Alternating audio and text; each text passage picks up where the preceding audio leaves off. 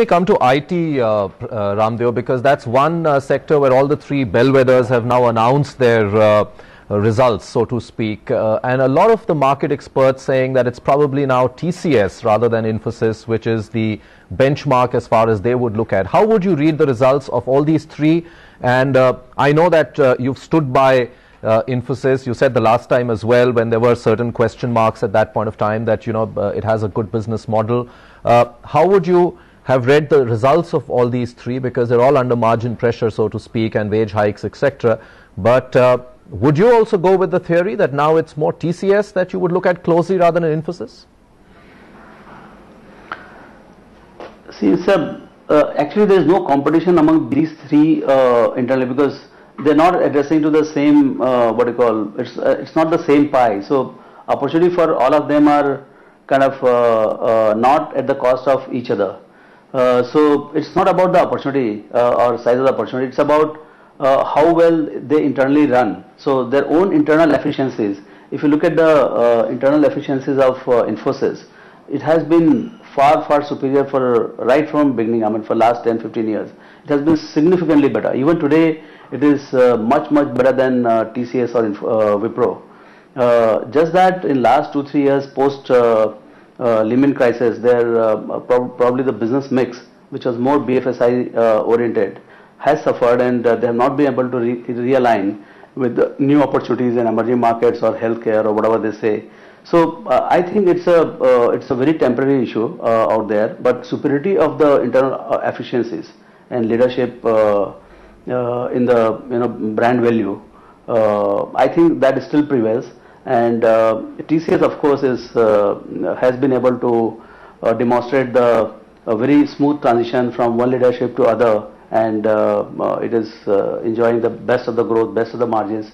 So clearly TCS is hogging the limelight, and my sense is for a few quarters TCS growth rates could probably be better than that of Infosys and Wipro for sure.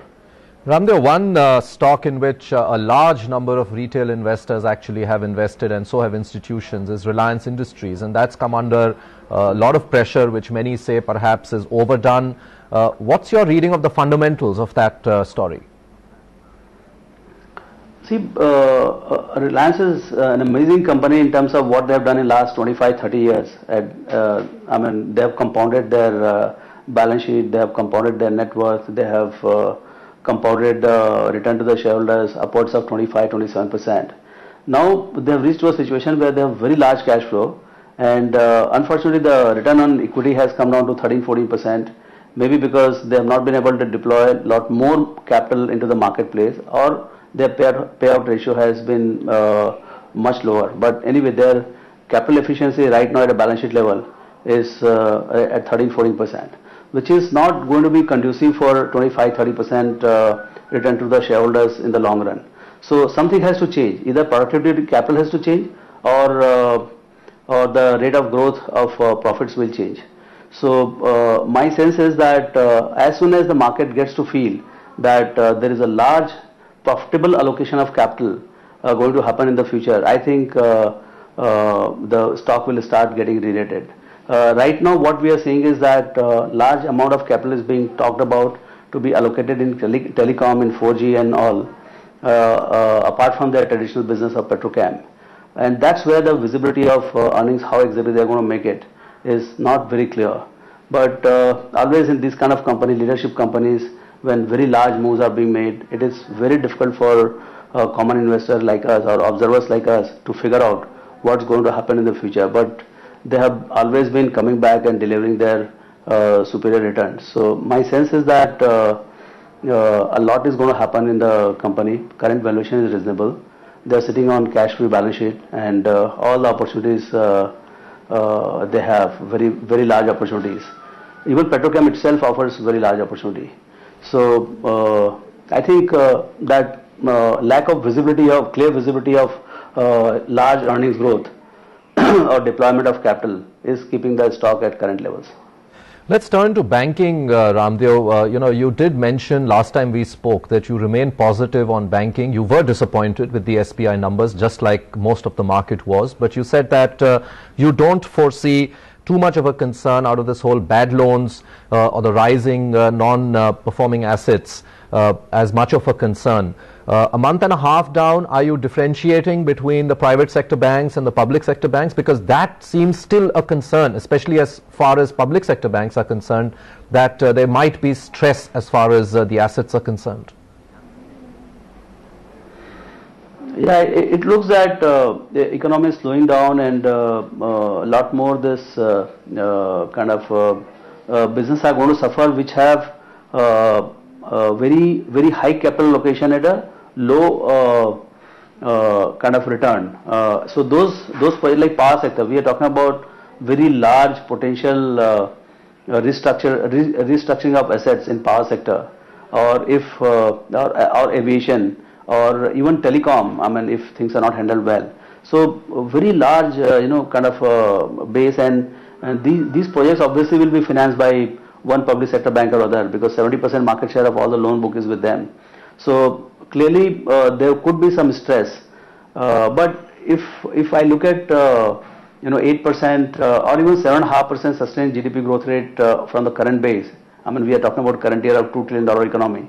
So from the current levels, if we manage about 7.5% growth with 6-7% inflation, I still see good opportunity for well-run banks. So if the CEOs of the banks are competent and they are running their book carefully, I don't see that kind of pessimism which is there in the valuations of the bank. I mean, one bank here and there can definitely goof up with concentration of risk, but broadly banks available at book or below book with a national franchise, unwritten,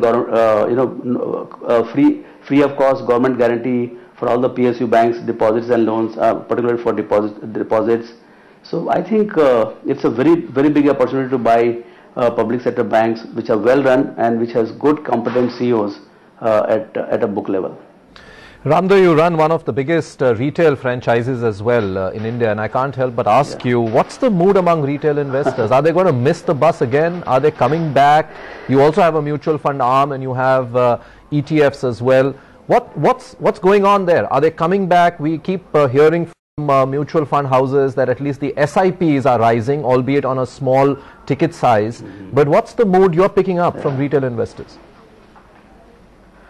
I think retail investor is, not making. I mean, they're the guys who always come whenever there is a sustained recovery in mid caps and small caps, because large cap has become broadly the domain for the DIAs and FIIs. So retail investor is excited, and they have bulk of 70-80% of their portfolio would typically comprise of mid cap and small cap. Now, there is no broad-based in this kind of rising inflation and high interest rate scenario, slowing economy. The mid-caps and small caps are the ones, I mean, as a business performance also, they don't do too well. I mean, they don't have pricing power basically. So even the mid-caps and small caps who have pricing power, I mean, those stocks are very much in demand right now. So retail is stuck with a lot of businesses or companies which are not having pricing power, and their earnings are suffering at this juncture, and hence they are not participating also, and they are not getting helping hand even from the FI flows, if at all, whenever they comes in. So I think we need general revival of the economy, and that can happen only when the interest rate starts going down and general mood of the economy starts moving up and everybody starts making money.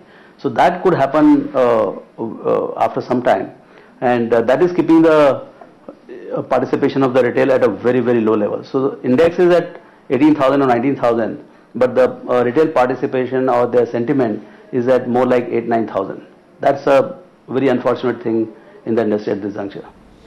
I know that you pick good mid-cap stories, but you're also a very firm believer in the large cap space, and you're also a believer who buys them, stays with them, makes money through that route. So if I were to ask you a 3 to 5 year kind of a 3 year, actually 5 year maybe too long off, Ramdev, and you were to tell a retail investor listening to you right now that if you enter right now in 3 years, this is the kind of returns you're likely to get, what would that be? You're talking about across the portfolio? That's right. Yeah, I think, see, setting an expectation of about 15% compounded, so double in 5 years, I mean, you might end up making 20%, 25% depending on what happens to the economy, what happens to the corporate profits in this period. But I think we have seen that last 32 years since the index has been formed from 78 79, the long-term return has been about 18% plus dividend. So we are talking about 18.5 to 19% kind of compounded return, which is, I mean, I'm saying even lower than that. Even if you do about 15% from here, my sense it will be higher, but still if it is done 15%, that will beat any asset class. But it comes with the ups and downs. But I think one should keep the expectation at about 15% compounded from a portfolio point of view. And that is tax-free, the gain. Yes, I mean, yeah, once you hold for more than a year. That's right, yeah. I mean, I'm saying, if you said 5 years, you said 5 years, which means 15% compounded post 5 years tax-free.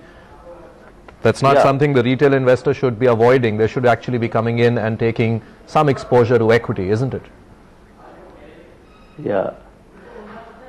Actually, what happens is that whenever interest rate scenario in the fixed income side is very high, say 10-11%, people run away from the stock market. But my sense is that is the best time to buy the market. Okay, Ramdeo, we hope sincerely that the retail investors are listening to you and they will come in and not miss this bus as well. Thanks very much, Ramdeo, for coming by. As always, pleasure talking to you. Thank you very much.